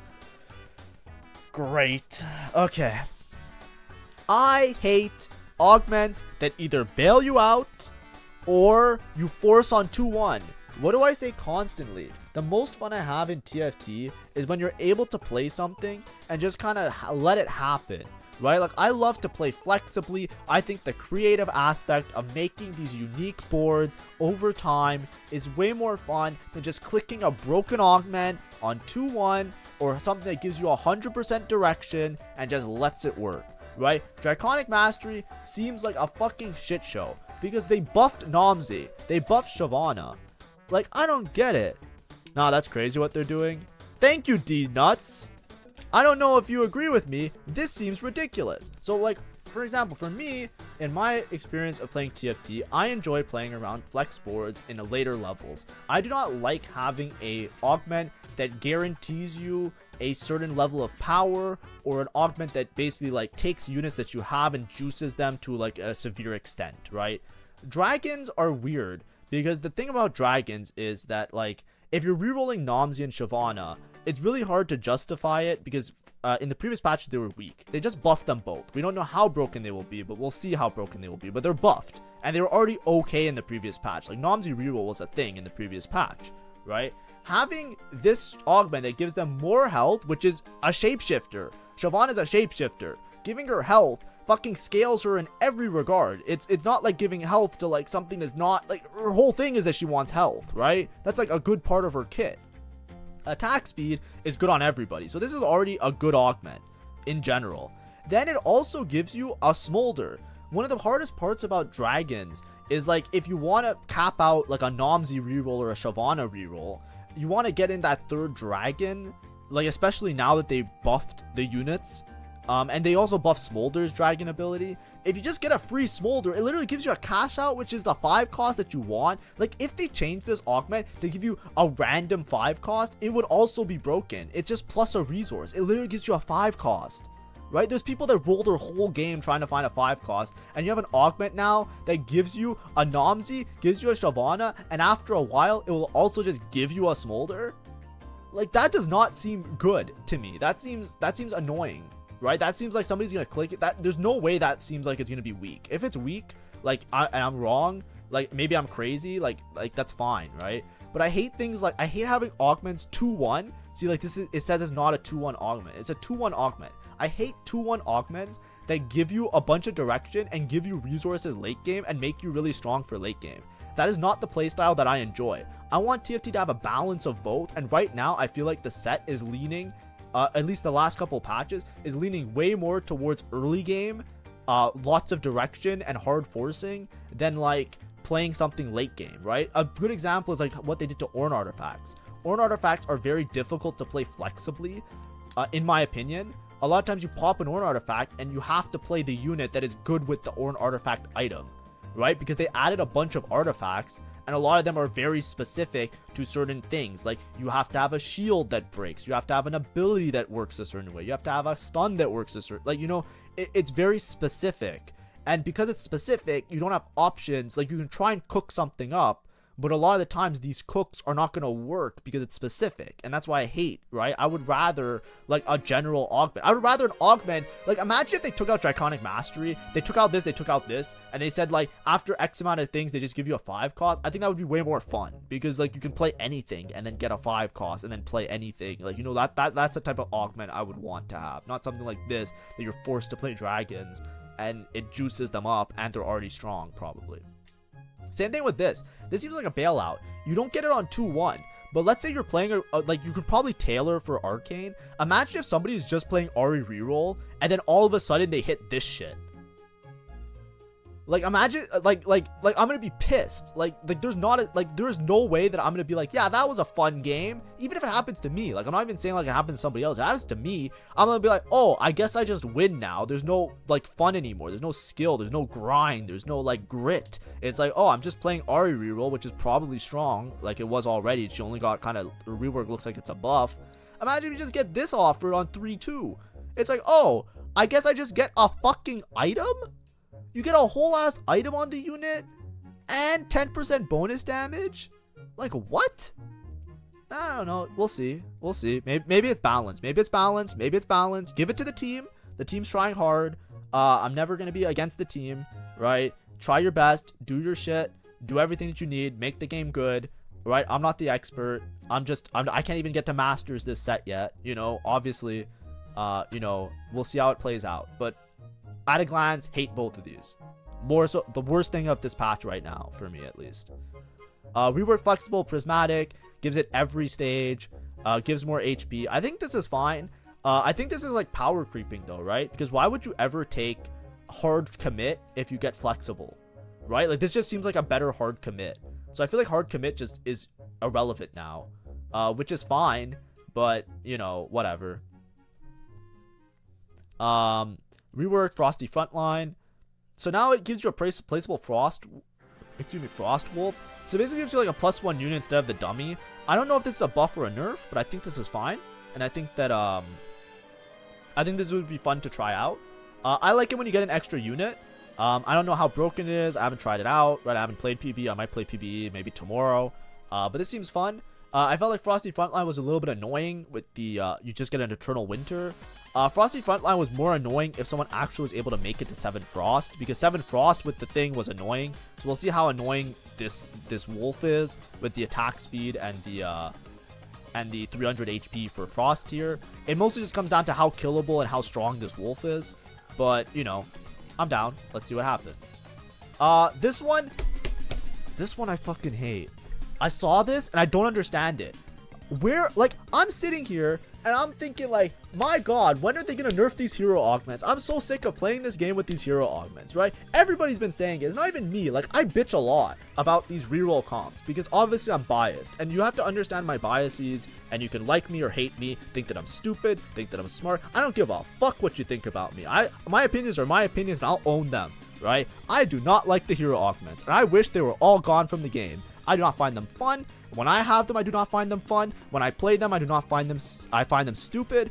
I hate all of them, right? I like the hero augments in set 9. In set 9, there was 2 hero augments. There was Warwick and there was Set, and they were both ass unless you had like 7 Warwicks or 7 Sets. And if you had a bunch of Warwicks, you had Ravenous Hunter, and it was cool. But you can only play it if you had a bunch of Warwicks and you had perfect Warwick items and everything was perfect, and it made it so you barely ever took it. But when you did, it was fun. And I had lots of fun with that. Because when I have a reroll, I do not like forcing something 2-1. I like it if you have a good spot for it, you take it. I do not like these hero augments the way they are designed now. It is annoying. They are adding a new one for Shen. You get 2 Shens, and your Shen now grants damage reduction. And he makes this large pillar in a line. I don't like this. I don't want another hero augment. I actually just don't want another hero augment. Just add it to the next set, okay? If I don't see hero augment nerfs on this next slide, I'm gonna be fucking pissed. But that's obviously my opinion. To each of their own. Have fun with your own games. I'm not saying that you cannot enjoy this set of TFT. If you think hero augments are your most fun aspect of TFT, by all means, have fun, be happy, enjoy your life, do everything in your world. The world is yours. To anybody, the vast majority of people, I have no quarrels or problems with any of you. By all means, be happy. This is my opinion, and if you share the same opinion as me, then, you know, thumbs up and high fives. If you don't share the same opinion as me, thumbs up and high fives. We're all friends here, all right? I don't want to spread hate. Spread positivity as much as I can, except when I'm playing TFT, and then I start screaming at people. Called shot for gold. Called shot is kind of weird, so I think that's fine. Combat advantages was bugged, so you never took it. So now they fixed the bug, so thank God. And then they also nerfed the healing. I think they made the healing more because they didn't know it was bugged, and that's something they talked about. Finally, you can take it. This sucked. The amount of times that you get offered combat bandages, like when an augment is bugged, like combat bandages, it is miserable because you see it in your shop and you have to reroll it because you know that it's useless, right? Like if I see it on 3-2, it doesn't matter what it is. It's not even like I can take it and play around. It's like I have to reroll it. So it's just so unlucky to see it in your shop. So now that it's finally working, it's like at least maybe now, even if it's not the best augment to take, you at least can fucking click it. Before you couldn't even click it. It wasn't like a meme like you couldn't click it. It was like it literally stopped working. You were just down an augment if you clicked it. So you literally had to roll it every single time you saw it. And it was just so annoying because it's like as soon as I see it, it's like great. Like -1 reroll of an augment. You know, that could have been anything. It could have been fucking Spider Queen. You know, like instead of seeing Spider Queen, I saw combat bandages, so I can't take it anyways. It was so annoying. So this is good. Good change. Finally. Bug fix. Let's go. Fine Vintage, nerfing it. Fine Vintage is weird. Very rarely taken. It's very good in like warrior or melee carry comps. I expect to still see it in warrior and melee carry comps, but we'll see how it goes. Good for something. Good for something you usually didn't take anyways, so I'm okay with that. Fine Vintage, I don't know if there's any like giga line with Fine Vintage, right? It comes down to like usually with Fine Vintage, the tech in the previous set when it was released was that you would play it with like the reroll lines that you had like a giga unit. So for example, like with Kale and Story Weaver, you would play it with that board because the Kale would carry for you. This was the previous set is what I'm talking about. There's not like a trait like that with this Fine Vintage here. So like I'm not sure if you would ever like make like a full Fine Vintage comp. It's more so like you just get 1 or 2 items and you call it a day. But like, you know, we'll see how it shakes out. Maybe something might show up a little bit later now that it's 3 turns to proc, because this is a huge change. That's kind of massive, especially in like big item galaxies. Item collector nerfs again. I think this augment was still really strong. It might not be clickable anymore. It wasn't that strong, and now they nerfed it again, so yeah, fuck it, whatever. Precise planning, yeah, that's fine. I think getting a little bit more gold. Restart mission no longer drops duplicate copies. Bro, I swear to fucking God, this happened in like 2 of my games. I swear to God, I just looked at somebody's board and they just had like a fucking Viger 3, and I fucking, like, I swear to God. Like it was just so annoying. Not a Viger 3, they had like a fucking, like it was a duplicate of the 2 cost and they just had a random 3-star on their board out of nowhere. I think it was a Kog'Maw player. They took a restart mission, they had like Kog'Maw 3 on stage, like fucking, it was so miserable. It was so miserable. Thank God, good change. This is huge. Oh my God, this is something directly I think happened to me in one of my games. I got hoed by the game. I was so pissed. So this is great. I love that change and good job, great change, good job devs. Rolling for days you barely ever took. But I think 11 rerolls is a lot, so, you know, I think that's fine. It was very situational, and I think that just makes it better in the situations that you find them in. Bro, patch is long. I'm not even close to over. Gold augments. Alright. Golden Quest 196.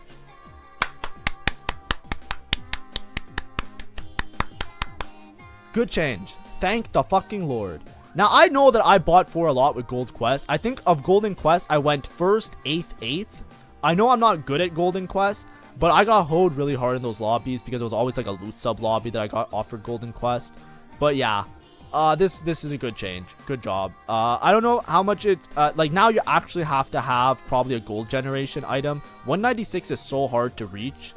Because 161, you would already cash out like 4-2 or 4-5. 4-2 or 4-3 with 161. 196 means that if you don't have like sufficient gold early or a gold generation method, you're probably not cashing it out ever. Like you're gonna go 8th a lot more, and it doesn't even warrant it. Like this might be very, very, very rarely taken. Now this is like a sometimes food instead of like an always food, which is really good. Avenge the Fallen, yeah, this one was ass, so buff it, sure.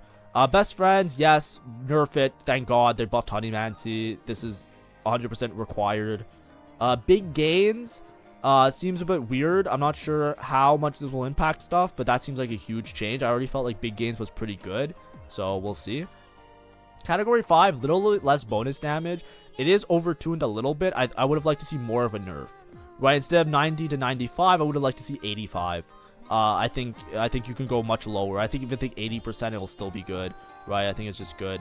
Cauterize was always pretty bad, so now it's damage per 5 cinders. Damage for 3 cinders increased. Maybe it's better now. I felt like you never really took this. I think it was just really gate kept by certain units that you needed, so it was really hard to deal with. Clockwork Accelerator pretty bad. Nerf buffs, sure.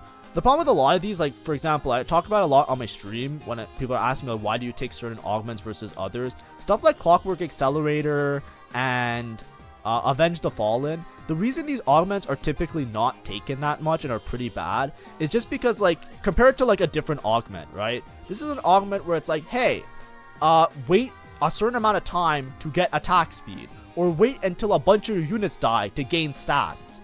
It's like, wouldn't it be better to just take an augment that just gives you stats? Even if it's less stats, at least you have it the whole fight, right? You don't want to ever take augments that make you wait to get stats, because it's like, you're just better off getting the stats earlier. Even if these are more stats, like Avenge the Fallen, for example, it gives you 30 now. Like, it has to be large enough that it warrants you sacrificing an augment for part of the fight, because that's what you're doing essentially, right? Avenge the Fallen, you're basically playing down an augment until a certain amount of units die. Now, of course, that's good in certain situations that you have units that are doing nothing on your board and just synergy bots, but like a lot of the time, it's like you'd be better off just taking an augment that powers you the whole fight. The same with Clockwork Accelerator. You gain attack speed every couple seconds. Wouldn't it be better, like, obviously, like, if you had the option between Clockwork Accelerator and something like Pumping Up, it's like you're obviously going to take Pumping Up because you'd rather just start with attack speed than have to wait for attack speed to come. But of course, that's why they need to be buffed, because if they're strong enough, then it starts to even out the playing field. It's like, okay, well, if you're gaining 10% every couple seconds, you know, 10% at this point and then 20%, I'll probably last that long. So long as my board is tanky enough, you can play around it and things start to work out, right? Like, I took Clockwork Accelerator when I was playing built differently, because all my board was 4 costs that were giga juiced and really tanky. So it made sense, because then it's like, okay, I will gain the attack because my board will live long enough and it can compensate. So, you know, that's what we're trying to get to a point. Combat bandages was bugged, good. Defensive arts disabled. I think it was bugged, good. It fucking sucked anyways. Goodbye. Fortune favors the bold. 2 through 9 loss heavily lowered, and 10 through 12 slightly lowered. So Fortune was really strong if you had a good spot for it. I think this is a good change. I'm down. And I think this incentivizes you to really shoot the moon, because I think heavily lowered in value. I think it was barely game winning anyways, but I don't know if this changes the game plan. You might just cash out a little bit earlier now instead and just play with like resources. Something that works out really well, by the way. I don't know if this is good, but I tried it once and I don't have a good opinion on it. What I do is 2 cash out sugar. This worked out really well for me. There's a game that I got griefed, and I spent a lot of time VOD reviewing it to see if it's a good strategy, but I want to try it out one time. Like Wood Fortune, what you can do is you can cash out after 5, get a bunch of items, and if you're playing vertical sugarcraft, you basically get 2 cash outs and you get a bunch of items. Instead of waiting for a radiant item, you just cash out multiple components and then you play for the sugarcraft win out. And I know that sounds really whack, but like 1 radiant item versus like 3 or 4 components was kind of like better in some cases. And then like, you know, 3 or 4 components works out to be like 6 components if you cash out twice. So it's like 6 components or 1 radiant item. So you actually cash out like into sugarcraft. There's some interesting options. I haven't tried them out personally, so I can't give you a proper guaranteed strategy guide opinion on it. But I'm saying like, hey, if you're trying to feel creative, you can try for like multiple cash out fortune with sugarcraft and see if it works out for you. You know, try it out. See, let me know. Don't grief your elo, but play it in a spot that you think is good. Or grab bag, more gold. That's fine. This is like a default thing that I usually take a lot of the time. Item collector nerfs. That's good because fuck that thing. Actually, I don't even think item collector was that bad. Gold 2 of 2. Little buddies no longer counts non-champions. That's huge. I thought it was like almost like a bug. It was so annoying. So thank God. Because basically, like, if you had like target dummies or golems, it would count as a little buddy. So little buddies was like heavily skewed towards having like those extra things on your board. So it's just fucking annoying. Potions 201 nerf. I don't even know if this is any good. Every time somebody played it, they were high rolling. So I never even saw like it as its full potential. Press the attack nerf. Good. Press the attack was annoying. Prize fighters. Components granted 2 and then wins per component is 4.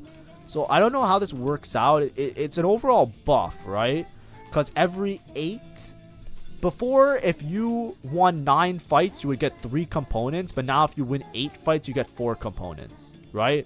That's the math behind it. Because before it was like every 3 you get 1. So if you win 9 fights, you would get 3 components. And now if you win 8, you get 4. So this is obviously just better. Every 8 fights, you get 4. Every 9 fights, you get 3. So it's obviously a strict buff. So don't get baited by the red. And I think that's good, right? I also think these intervals are a little bit better. Because 4 fights is pretty reliable to like plan out. A little bit more than like 3. Because it's usually like 2 fights before carousel or something like that. 2 fights after carousel, then neutrals. Sleight of hand, less HP. It was really broken. Good. Trait tracker disabled on golems, and emblems awarded are 6. Trait Tractor felt very RNG. I think they're trying to leave some of that RNG. Trait Tractor now is actually going to be a little bit more difficult. Before, what you would get with Trait Tractor is you would play the Kog'Maw board. But now they made Fairy. Fairy is a 3 trait. So you can no longer do this. There's actually very few boards that you can play now that actually activate Trait Tracker. Which means that you're probably going to have to activate it with a level... a 4 cost. Now I think all the Trait Tracker boards need a 4 cost after they did the changes to Fairy. So don't get baited by this. This is actually very, very, very hard to use now because you need very particular 4 costs or a very particular board to actually cash it out. So a lot of times you're only cashing this out on like level 8. And you have to like cook up a board. It's actually very, very hard now without the Fairy. I think all the other boards require a 4 cost. I think there's one other one that doesn't require a 4 cost, by the way. I might be mistaken, but there's very few boards now that cash it out. So you have to actually like study up and learn your boards now. Prismatics. Upgraded Adventure. Less. Yes. Yes. Yes. Fuck that fucking augment. Jesus fucking Christ. Hard commit. Champions granted stage +1 is nerfed to stage. Okay, the thing about hard commit, this thing is ass. I'm gonna write it down. This was ass. It was only if you got a bailout, right? Like you needed to hit, like it's like 1st or 8th. So I don't really care. What's the Forge gives it an additional Orn artifact. I don't even like What the Forge anymore. The items are so fucking bad. Like you can't even play around half of them. So like I hate it. So like I don't really care about the changes. I don't know if it's broken. Okay, the only time you play What the Forge, by the way, is if you're playing something like Warriors. Because Warriors can make use of all the Ornn artifacts really easily if you play like a Warrior Preserver board. Because you can just put the items on any of the units and one of them has one of the abilities that will work. So it's fine. And they're both a mix of AP and AD, but like generally it's just ass. Oh. Oh, they made a whole slide for it. Oh. Oh. Oh. Oh. I feel like I'm back in my teaching assistant days. I'm putting all check marks on this work. Oh. Oh, thank God. Oh, maybe the game will be fun again. Oh, maybe the game will be fun. Finally, yeah, finally peace. Oh, finally we can rest our souls. Oh, finally. Finally. I'm just glad to see red on this slide ever. Oh, your new charm, Barrier.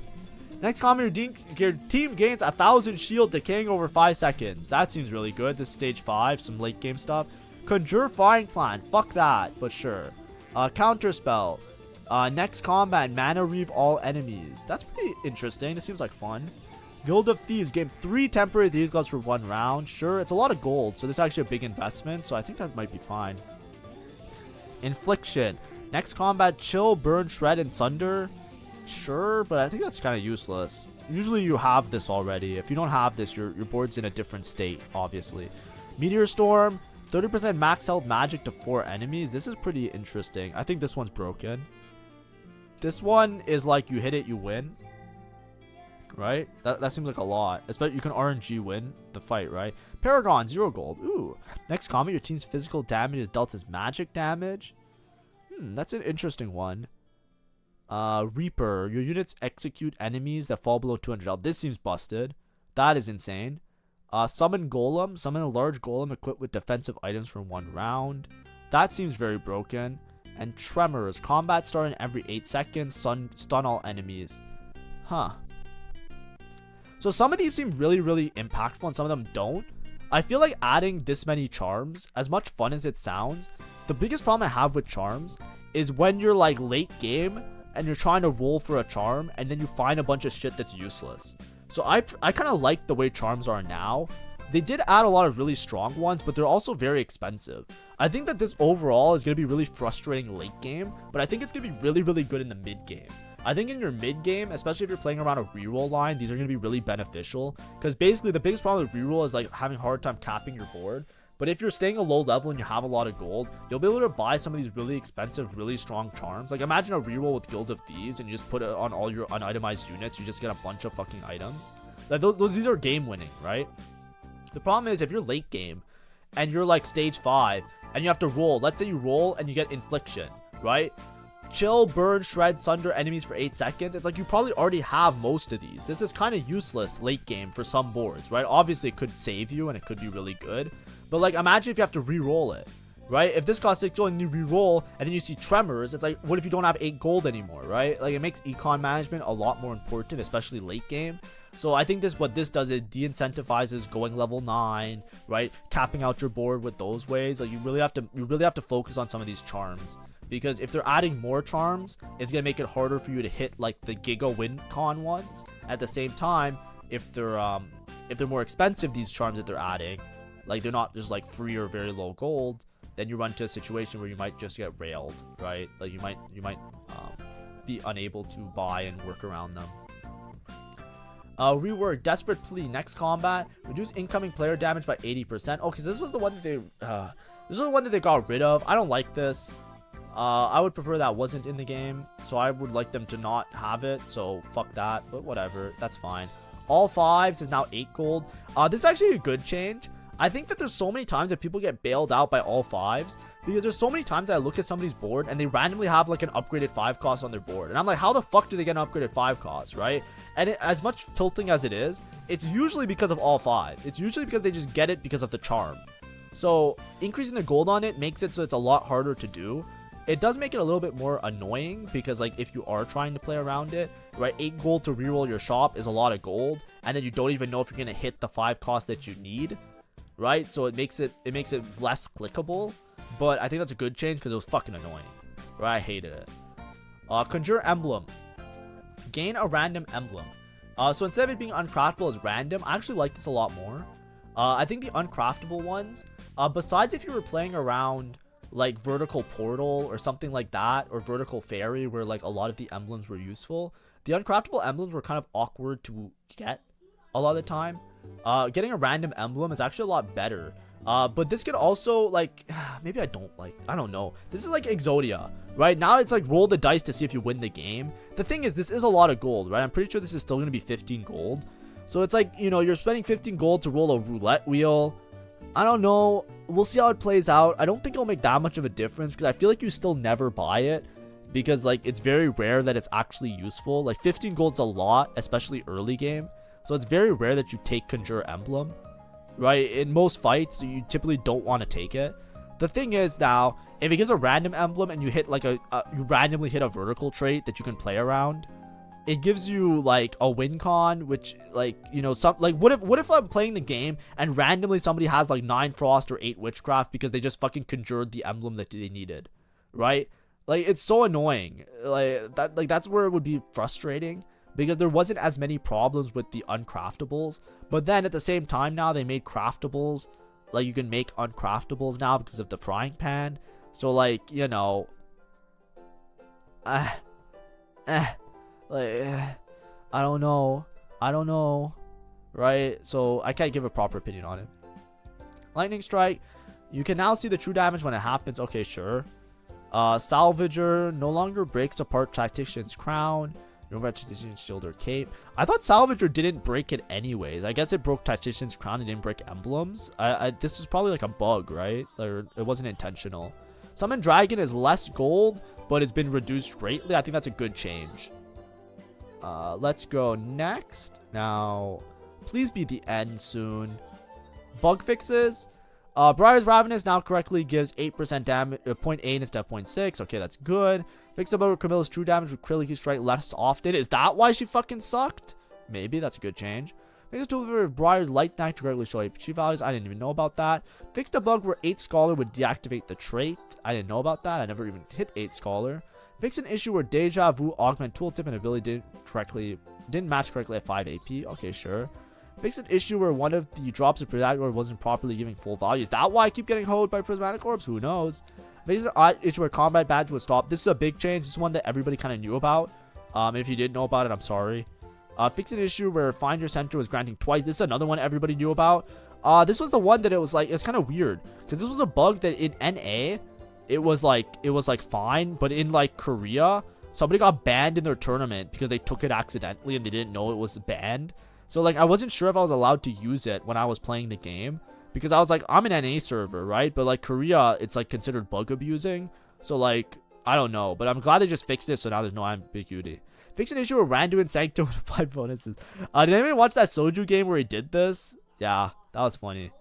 Basically, before, if you had the Randuin's Prismatic, where it gave like a bunch of armor and stuff like to your whole board, and it was just bigger Randuins. If you put it on a unit with a suspicious trench coat and they pop the suspicious trench coat, it would reapply the Randuins. So it was really broken.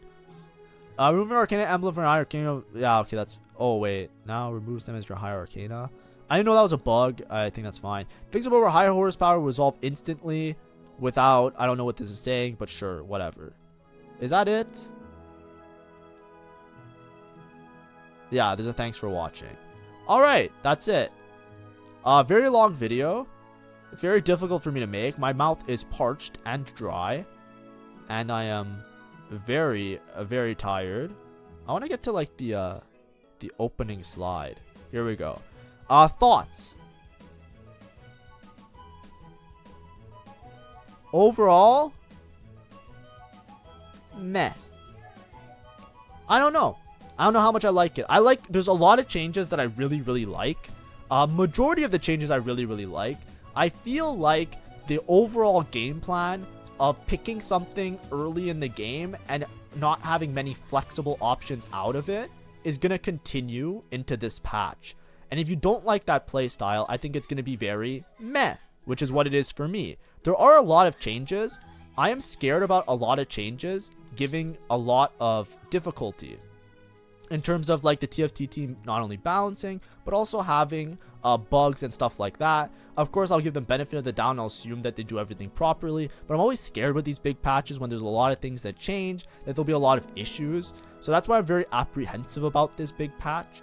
Overall, the meh is mostly not, like, bugs aside and stuff like that aside, the meh is mostly because I feel like they didn't really do anything to greatly play towards like 4 costs more, and I would have liked that. I would have liked more flex options. It feels like they reworked a lot of things, and hopefully that helps, but it feels like in doing so they introduced a lot of things that were already strong rerolls to still be strong rerolls.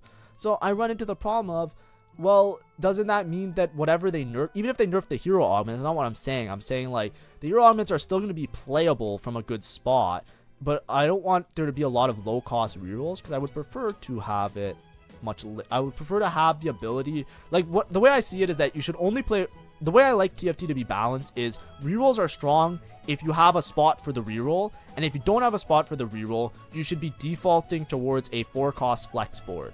That is the playstyle I enjoy. I feel like that's not being addressed in the last couple patches of TFT. So for me personally, I have different motivations of what I enjoy of the game, and that's something that I have to take with me as my opinion. And obviously I have to find enjoyment doing other stuff with the game if I want to continue playing the game.